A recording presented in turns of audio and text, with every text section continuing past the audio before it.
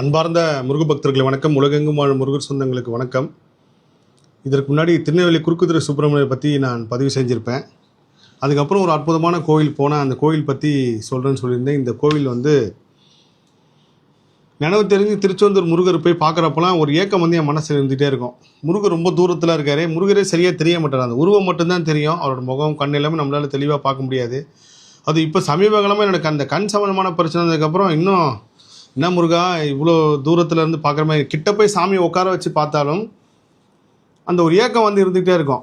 முருகர் கிட்ட போய் பார்க்கணுமே, இதுக்கு தாண்டி உள்ளே விட மாட்டாங்க. அது கருவறை அந்த ஒரு லிமிட் வரைக்கும் தான். இந்த ஏக்கம் எப்போ திருச்செந்தூருக்கு போனாலும் எவ்வளோ நேரம் உட்காந்து பார்த்தாலும் கிட்ட முருகரை பார்க்கலையே, முருகர் எப்படி இருக்கும்னு சொல்லி அந்த ஒரு உருவம், அந்த ஒரு அடையாளம் தெரியும். அலங்காரம் பண்ணதுக்கப்புறம் கண் மூக்கு எல்லாம் நம்மளுக்கு தெரியும். அதை மட்டும் பார்த்துட்டு வந்திருப்போம்.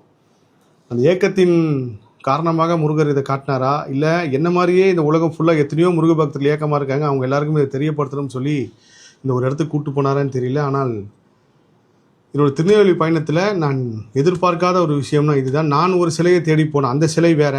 ஆனால் முருகப்பெருமான் ஒரு சிலையை காட்டி இதை சொன்னது பெரிய ஆச்சரியம். குறுக்குத்துறை கோவில் வெள்ளம் வரும். அந்த வெள்ளம் வந்ததுக்கப்புறம் அங்கேருந்து உற்சவர் சேலம் முருகன் எல்லாத்தையும் தூக்கிட்டு மேலே கோவில்னு சொல்லி ஒரு இடத்துல வச்சிடறாங்க.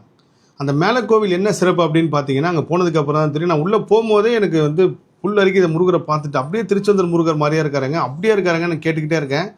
ஒரு ஐயா சொன்னார், ஐயா திருச்செந்தூர் முருகர் ஒரே சிற்பி, ஒரே பாறையிலேருந்து வடிவமைச்சார். மொத்தம் 2 சிலை செஞ்சார். அதில் ஒரு சிலை இங்கே இருக்குது, இன்னொரு சிலை தான் திருச்செந்தூர் இருக்குன்னாரு. எனக்கு வயசு இழுத்து போயிட்டேன். அப்படியே இருக்கார். அந்த முருகர் தான் இந்த முருகர்.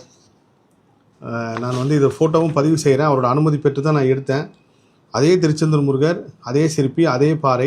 அந்த பாறை தான் குறுக்குத்துறை பஞ்சலிங்க சுவாமிகள் தொடர்ச்சி அந்த பாறையிலேருந்து எடுக்கப்பட்டு செய்யப்பட்ட சிலை. ஸோ திருச்செந்தூர் போகிறவங்க என்றைக்காவது இந்த மாதிரி ஒரு கோயில் போனோம், அங்கே இருக்கிற முருகர் அப்படியே இன்னொரு முருகரை பார்க்கணும் அப்படின்னா திருநெல்வேலியில் மேலே கோவில் சொல்லி குறுக்குத்துறை சுப்பிரமணிய சுவாமி கோவில் பக்கத்தில் இருக்குது. இதில் இன்னொரு பெரிய அதிசயம் என்னென்னா, இதுதான் முருகர் அற்புதம் அதிசயம்ன்றது சொல்லும். திருச்செந்தூரில் எப்படி முருகருக்கு எதிரில் நந்தியும் மயிலும் இருக்குது, அதே மாதிரி இங்கேயும் நந்தி மயில் இருக்குது. அந்த படத்தையும் நான் பதிவு செய்கிறேன். இது பற்றின ஒரு விஷயமும் நான் விரைவில் நேர்காணலில் சொல்கிறேன். முருகர் ரகசியங்கள் எங்கள் அவ்வளோ பெருசாக இருக்குது. எப்படி இந்த கோயில் எப்படி சிற்பி கனவுல முருகர் சொன்னார், இந்த சிலை இங்கேயே வைக்கப்பட்டது எப்படி, அந்த எல்லா வரலாறையும் நான் சொல்கிறேன். கண்டிப்பாக இந்த காணொலி பார்க்குறவங்க, சோஷியல் மீடியாவில் இருக்கிற முருக பக்தராகட்டும், இல்லை இந்த பிளாக்ஸ் போகிறவங்க எல்லாருமே போய் இந்த இடத்துக்கு போய் பதிவு செய்யுங்க. திருநெல்வேலி முருக பக்தர்கள் போய் பாருங்கள். நான் சொல்கிற இந்த கோயில் உங்களுக்கே புதுசாக இருக்கும். மேலே கோவில் முருகர் டிட்டோ திருச்செந்தூர் முருகர் தான். ஜெராக்ஸ்ன்னு சொல்லக்கூடாது. ஒரே சோல் தான், ஒரே பாறை தான், ஒரே சிற்பி வடிவமைச்சது தான். சொல்ல வார்த்தையில் நேராக போய் பாருங்கள். அடுத்தது ஒரு கோவிலும் அற்புதமான கோவில், அதுவும் திருச்செந்தூருக்கு சமமான, திருச்செந்தூர் நெருக்கமான, திருச்செந்தூரோட தொடர்ச்சியான ஒரு கோவில். அதையும் நான் பதிவு செய்கிறேன்.